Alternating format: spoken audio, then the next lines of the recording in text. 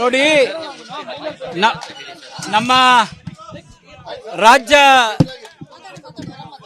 ವಿಧಾನಸಭೆಯ ವಿರೋಧ ಪಕ್ಷದ ನಾಯಕರಾದಂಥ ಆರ್ ಅಶೋಕ್ರವರು ಈ ದಿನ ನಮ್ಮ ನೆಚ್ಚಿನ ಪ್ರಧಾನಿ ನರೇಂದ್ರ ಮೋದಿಜಿಯವರ ಗೃಹ ಕಚೇರಿಗೆ ನುಗ್ಗಿದಂಥ ಸಂದರ್ಭದಲ್ಲಿ ಅದರ ವಿರುದ್ಧವಾಗಿ ನಾವು ಪ್ರತಿಭಟನೆ ಇದೆ ಅಂತಕ್ಕಂಥ ಮಾಹಿತಿಯನ್ನು ನನಗೆ ಕೊಟ್ಟಿದ್ದರು. ನಾನು ದಾವಣಗೆರೆ ಹರಿಹರದವನಾಗಿರೋದ್ರಿಂದ ನನಗೆ ಕಾಂಗ್ರೆಸ್ ಕಚೇರಿ ಎಲ್ಲಿದೆ ಅಂತಕ್ಕಂಥದ್ದು ಗೊತ್ತಿರಲಿಲ್ಲ. ನನ್ನ ಡ್ರೈವರ್ ಲೊಕೇಶನ್ ಪ್ರಕಾರ ಇಲ್ಲಿ ತೋರಿಸ್ತಾ ಇದೆ ಅಂತಂದ. ಆಮೇಲೆ ಇಲ್ಲಿ ಲೆಫ್ಟ್ ಇಲ್ಲ ಸರ್, ರೈಟ್ ಇರೋದ್ರಿಂದ ನಾನು ಮುಂದೆ ಪಾರ್ಕ್ ಮಾಡ್ತೀನಿ, ನೀವು ಇಳಿರಿ ಅಂದ. ಇಳಿದ ಮೇಲೆ ನಾನು ಹಿಂಗೆ ನೋಡಿದಾಗ ಆ ಕಾರ್ಯಕರ್ತರು ನೋಡಿದಾಗ ನನಗನ್ನಿಸ್ತು ಇದು ಕಾಂಗ್ರೆಸ್ ಆಫೀಸ್ ಮುಂದೆ ನಾನು ಇಳಿದಿದ್ದೀನಿ ಅಂತೇಳಿ. ಅಲ್ಲಿಂದ ಮುಂದೆ ಹೋಗೋದ್ರೊಳಗೆ ಕಾಂಗ್ರೆಸ್ ಕಾರ್ಯಕರ್ತರು ಘೋಷಣೆಯನ್ನು ಕೂಗಿದ್ರು. ಅದರ ಜೊತೆಗೆ ಮೊಟ್ಟೆಯನ್ನು ಎಸೋದ್ರ ಜೊತೆಗೆ ಒಂದು 3-4 ಜನ ಕಾರ್ಯಕರ್ತರು ತಲೆಗೂ ಮೈಗೂ ಕೂಡ ಹೊಡೆದ್ರು. ಆದರೆ ಸಮಯಕ್ಕೆ ಸರಿಯಾಗಿ ಪೊಲೀಸ್ ಅಧಿಕಾರಿಗಳು ನನ್ನ ರಕ್ಷಣೆಗೆ ಬಂದಿದ್ದರಿಂದ ಹೆಚ್ಚಿನ ಅನಾಹುತ. ನೋಡಿ, ನಮ್ಮ ರಾಜ್ಯ ನಾಯಕರ ಜೊತೆ ಚರ್ಚೆ ಮಾಡ್ತೀನಿ. ಪಕ್ಷ ಏನು ನಿರ್ಧಾರ ತೆಗೆದುಕೊಳ್ಳುತ್ತೋ ಆ ರೀತಿ ನಾನು ಮಾಡ್ತೇನೆ. ಅಡ್ರೆಸ್ ತಪ್ಪಾಗಲ್ಲ. ನಾವು ದಾವಣಗೆರೆ ಹರಿಹರದವರು. ಕಾಂಗ್ರೆಸ್ ಆಫೀಸ್ ಎಲ್ಲಿದೆ ಅಂತ ಗೊತ್ತಿಲ್ಲ. ನಾನು ಇಳಿದ ಜಾಗದಲ್ಲಿ ಆಫೀಸ್ ಇದೆ. ಡ್ರೈವರ್ಗೂ ಗೊತ್ತಿಲ್ಲ, ಅಷ್ಟೇ ಆಗಿರೋದು. ಸರಿ, ನೋಡಿ, ಅದು ಕಾಂಗ್ರೆಸ್ ಸಂಸ್ಕೃತಿ ಅಲ್ವಾ. ಇಷ್ಟು ವರ್ಷ ನಮ್ಮ ದೇಶವನ್ನು ಆಳಿದವರು ಬಡ ರಾಷ್ಟ್ರ ಅಂಥೇಳಿ ಅವರು ತೋರಿಸ್ಕೊಟ್ರು. ಕೇವಲ 13-14 ವರ್ಷದಲ್ಲಿ ನರೇಂದ್ರ ಮೋದಿಜಿಯವರು ಭಾರತ ವಿಶ್ವ ಮೆಚ್ಚುವಂಥ ನಾಯಕನ ಪಡೆದಂಥ ಅಭಿವೃದ್ಧಿ ಆಗ್ತಾ ಇರ್ತಕ್ಕಂಥ ರಾಷ್ಟ್ರ ಅನ್ನೋದನ್ನ ತೋರಿಸಿದ್ದು ನರೇಂದ್ರ ಮೋದಿಜಿಯವರು. ಅವರು ನಮ್ಮ ದೇಶಕ್ಕೆ ತೋರಿಸಿದ್ದು ಬಡತನ, ಭ್ರಷ್ಟಾಚಾರ, ಅನ್ಯಾಯ, ದೌರ್ಜನ್ಯ. ಹೌದು ಹೌದು ಸರ್, ಒಂಚೂರು ಹಳ್ಳಿ ಸರ್. ಸರ್, ಒಂಚೂರು ಬ್ಯಾಕ್ ನಿಂತ್ಕೊಳ್ಳಿ. ತೊಳೆ ವಿಜುವಲ್ ತೊಳ್ರಿ, ವಿಜುವಲ್ ತೊಳೆ. ನಮ್ಮ ಪಕ್ಷದ ನಾಯಕರು ಏನು ತೀರ್ಮಾನ ತಗೊಳ್ತಾರೋ ಆ ತೀರ್ಮಾನಕ್ಕೆ ನಾನು ಬದ್ಧ. ನೋಡಿ,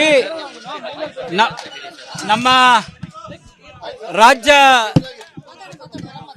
ವಿಧಾನಸಭೆಯ ವಿರೋಧ ಪಕ್ಷದ ನಾಯಕರಾದಂಥ ಆರ್ ಅಶೋಕ್ರವರು ಈ ದಿನ ನಮ್ಮ ನೆಚ್ಚಿನ ಪ್ರಧಾನಿ ನರೇಂದ್ರ ಮೋದಿಜಿಯವರ ಗೃಹ ಕಚೇರಿಗೆ ನುಗ್ಗಿದಂಥ ಸಂದರ್ಭದಲ್ಲಿ ಅದರ ವಿರುದ್ಧವಾಗಿ ನಾವು ಪ್ರತಿಭಟನೆ ಇದೆ ಅಂತಕ್ಕಂಥ ಮಾಹಿತಿಯನ್ನು ನನಗೆ ಕೊಟ್ಟಿದ್ದರು.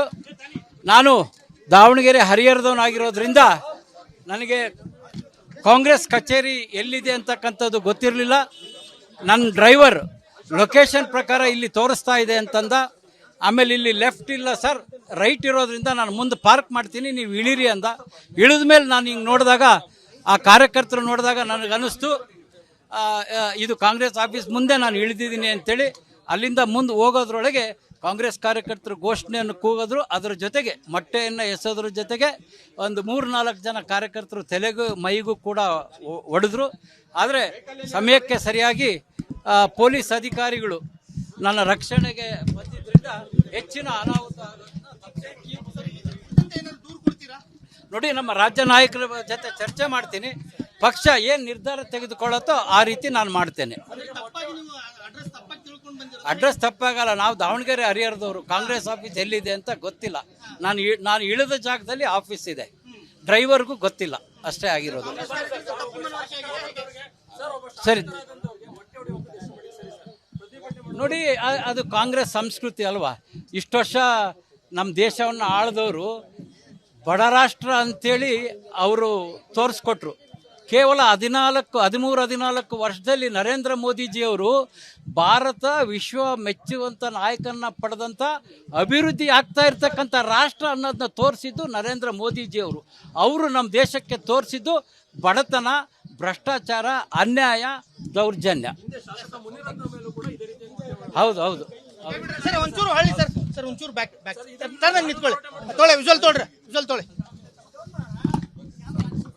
ನಮ್ಮ ಪಕ್ಷದ ನಾಯಕರು ಏನು ತೀರ್ಮಾನ ತಗೊಳ್ತಾರೋ